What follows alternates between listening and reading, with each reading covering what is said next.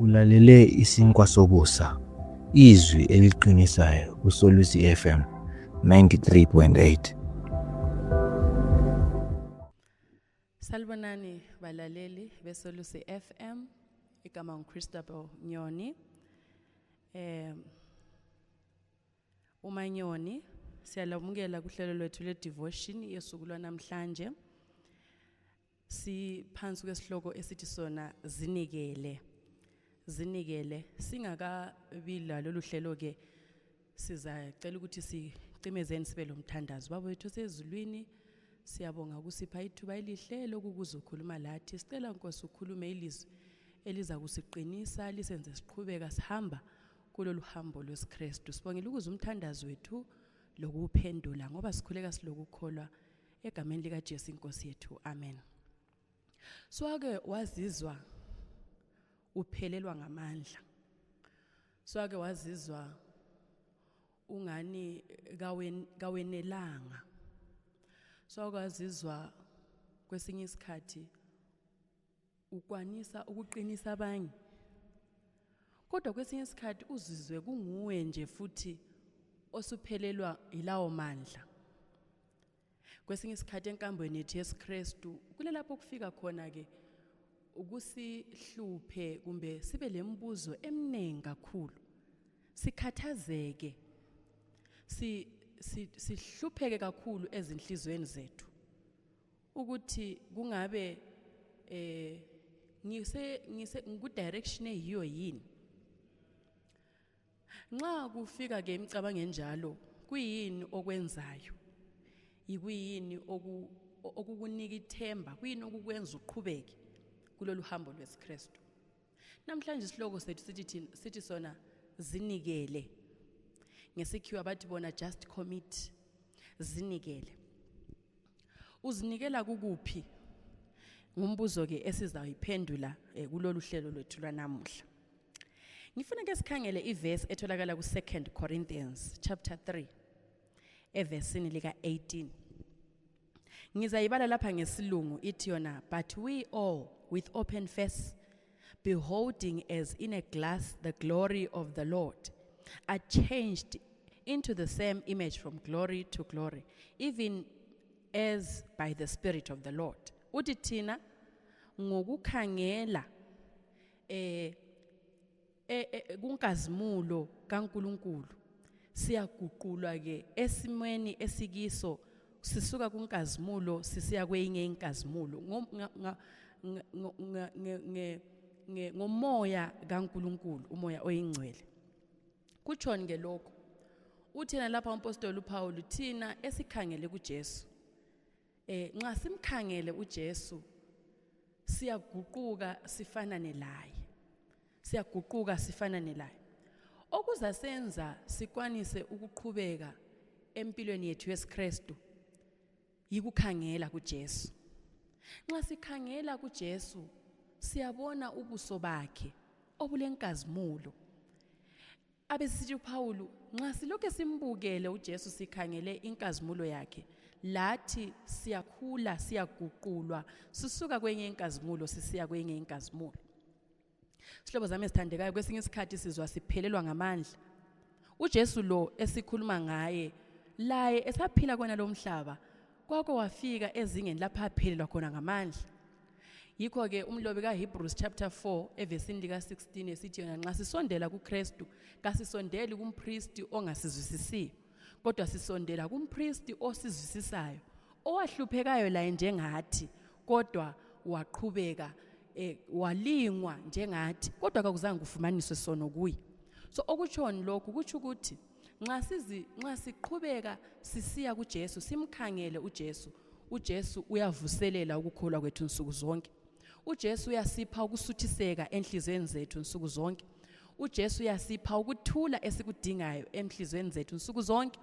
uJesu nxa simkhangele every day, ngosuku lonke sikhangele ubuso bakhe, siyafanana laye ngoba uJesu uyinkosi yokuthula.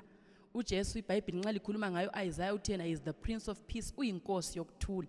So nxa sidinga ukuthula ezimpilweni zethu, nxa sikhangele uJesu uyasipha ukuthula ezinhlizweni zethu. Nxa sidinga amandla uJesu uyasipha amandla. Yikho Isaiah sithi laba abalinde enkosini bazavuselelwa amandla abo. So ngezinye indlela nxa usuphelelwa ngamandla esiKristwini, nxa usucabanga ukuthi engxenye kumbe akulamuntu okuzwisisayo, akulamuntu ozwisisa isimo phakathi kwaso, uJesu nxa umkhangele uzaqhubeka ekunika amandla okuqhubeka usiya phambili. Lanxa usizwa sengazathi akulamuntu ozwisisa uhlupho ophakathi kwalo. So uPaul lapho uyasiqinisa isiKristu kuyakhulwa esiKristwini. Kulesikhathi lapho ozizwa khona uphelelwa ngamandla, uPaul uthi yena nxa siqhubeka sikhangela kuJesu siyaguqulwa, siyabe silokhe sifanana lesimo sakhe. Sisuka kwenye inkazimulo, sisuka kwamanye amandla amancane sisiya kwamanye amandla, sisuka ekuzwisiseni okuncane sisiya kokunye ukuzwisisa, sisuka ekukhathazekeni sisuka kwelinye izinga sisiya kwelinye izinga. Kuqakathekile ke sihlobo zami esithandeka ukuthi siyale enkambeni yethu esiKristu sikhangele kuJesu. uHebrews ke uyavumelana lale inkulumo nxa ufunda lapha kuHebrews chapter 12 kaHebrews. uHebrews uyavumelana lale inkulumo eyokuthi nxa sikhangele kuJesu amandla ethu ayarenewa ngesikhiwa, ayavuselelwa amandla ethu. uHebrews chapter 12 evesini lika 1 lo verse 2 uthena lapha olobayo, uthena njengalokhu ke sigombolozelwe lixuku labafakazi, kasilahleni konke okusisindayo okuyisono okusiyenza siwe masinyane, bese sigijima ngokubekezela lo mjaho ofakwe phambi kwethu. Uverse 2 abesithina sikhangele kuJesu umqalisi lomphelelisi wokukholwa kwethu, owathi yena elentokozo ayelayo kodwa wabekezela esiphambanweni engelandaba lehlazo adlula phakathi kwalo, ikati kathesi ke uhlezi ngokwesokunene kwesihlalo sikaNkulunkulu. Uthena lapha uApostle Paul nxa eloba uthena njengoba lokhu ke sizungulezwe lixuku labafakazi lingaka. Liphi ixuku labafakazi? Ukhumbule phela ukuthi usanda kukhuluma ngoHebrews chapter 11. Umpostoli lapha usinika imbali yamaqhawe okukholwa, usitshele ngamaqhawe njengoAbraham abaphiwe isithembiso esasagcwaliseka after 25 years. Usiphe amaqhawe okukholwa anjengomama uSara ababekezelayo, abathi ngokukholwa benelisa ukuthola inzalo kodwa sebekhulile, sebedlule ezingeni lokuthi bathole umntwana. Usiphile amaqhawe okukholwa njengoSamson abakholwa kuNkulunkulu. Ubalandisile ke bonke uzathi lanxa eqeda athi bengingakhuluma ngalo, ngikhulume ngalo, isikhathi kuphela kasisangivumele. Abesithena ngenxa yalokhu sigumbolozelwe ixuku labafakazi. Iliphi ixuku labafakazi? Irekhodi, imbali yabafundi kumbe imbali yabaprofeti, imbali yamakhosi adlula kulolu hambo ingabafakazi. Iyasifakazela ukuthi bakhona abadlula kulolu hambo, bakhona abafika ezingeni lapho ababengasazwisisi ukuthi kanti inkosi yabathungamela kumbe bahamba bodwa. Amadoda njengo-Elijah, ngiyayithanda imbali ka-Elijah. Amadoda njengo-Elijah abathi sebebalekele u-Ahab for 3.5 years, uNkulunkulu emgcinile, uNkulunkulu emfida. Uzathi omunye oloba ngo-Elijah uthena u-Elijah wayeyindoda yomthandazo lokukholwa. Akula muntu wayelokukholwa njengo-Elijah mina ngendlela engimbone yiyo yona ubaba lwana. Kodwa nxa ususiyakhangela impilo yakhe esesiyaphetha iministry yakhe kona lo mhlaba, uyafika lapha sebalekela khona uJezebeli. Khangela indoda le ibizingelwa for the past 3.5 years. Ibilokhu izingelwa, igijinyiswa, idingwa nguhulumende wonke uElijah bedingwa. Kodwa kathesi ke uNkulunkulu wamgcina, wamfida, wamnika ukudla, wabona izimanga zikaNkulunkulu. Nxa sesiyaqeda iministry yakhe usebalekela uJezebeli, ngoba uqeda kubulala abaprofeti bakaJezebeli bakaBhali entabeni iKhameli. Nxa sesiyafika phansi kwesihlahla esehambe wahamba uElijah, ufika hlale phansi kwesihlahla athi uNkulunkulu ngangcono ngibulale.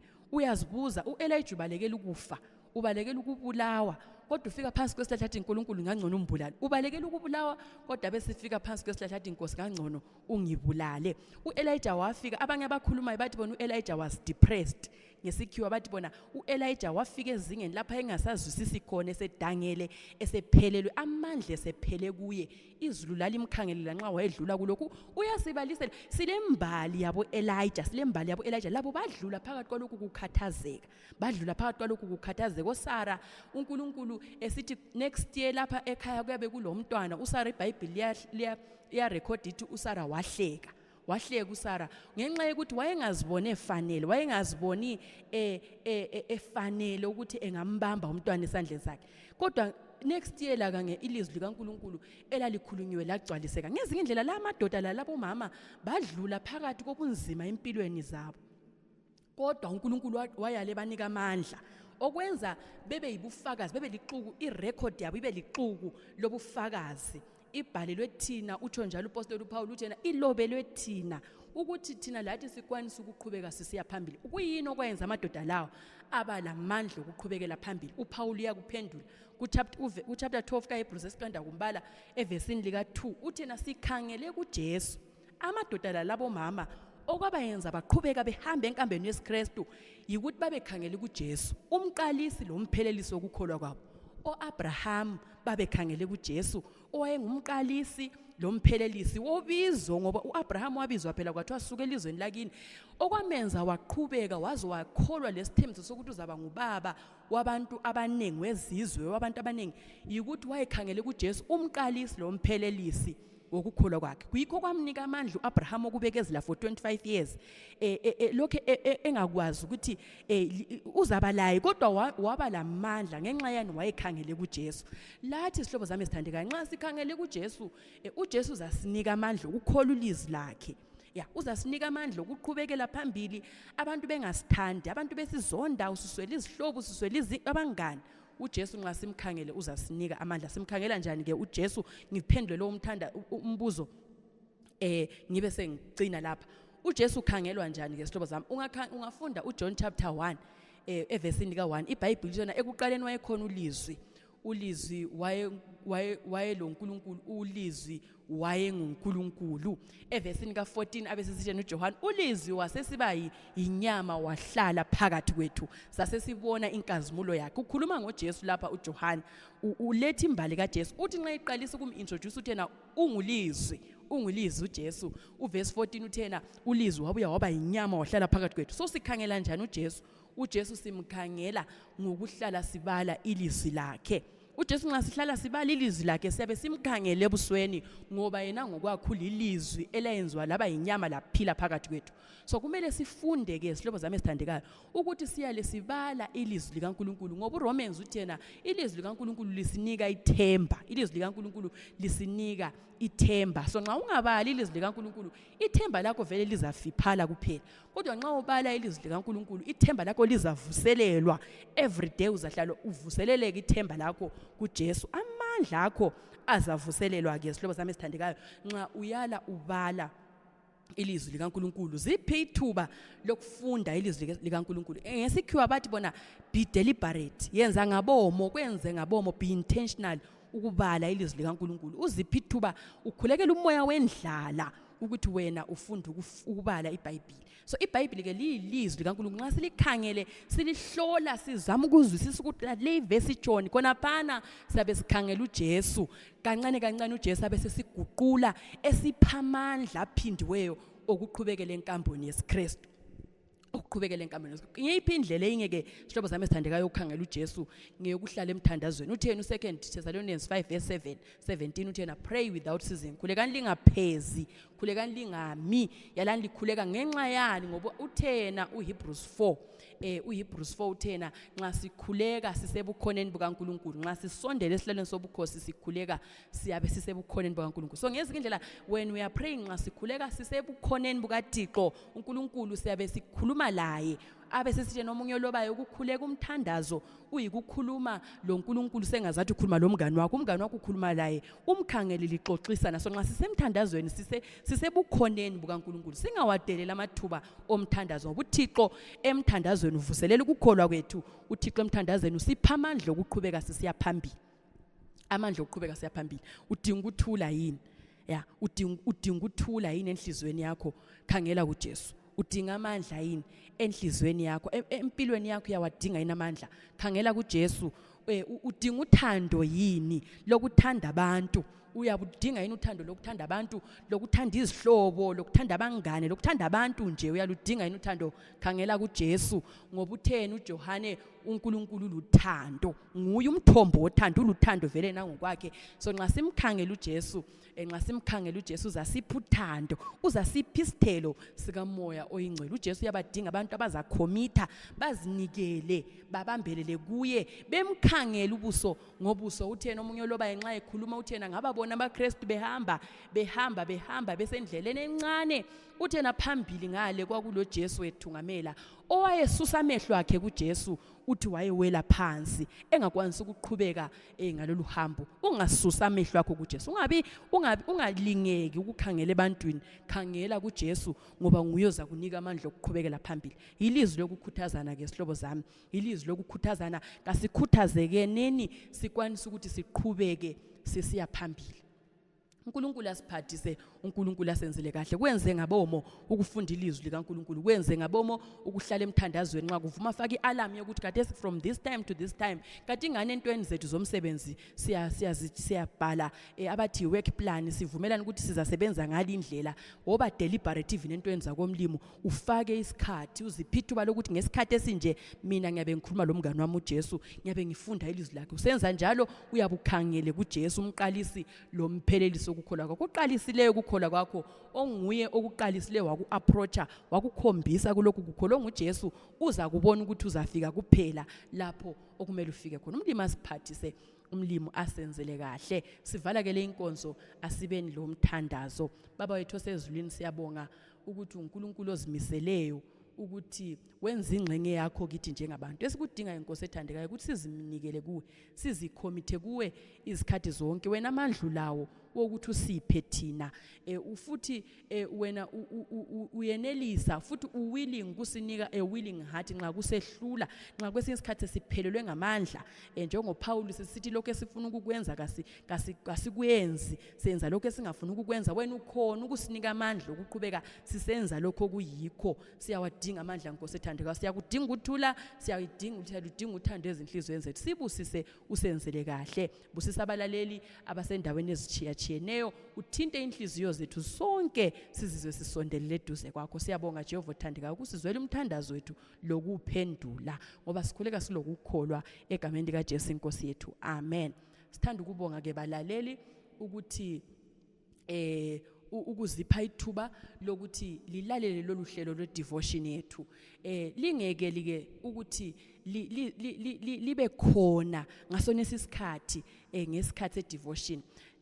Lisilandele ke balaleli ku-Facebook, lisilandele ku-TikTok, lisilandele ku-YouTube, kuSolusi FM, kuSolusi FM. Lisilandele endaweni zonke lapho kusiba lo hlelo woba khona. uNkulunkulu alibusise, uNkulunkulu alenzele kahle. Siyabonga, amen. Ulalele isinkwa sobusa, izwi eliqinisayo kuSolusi FM 93.8.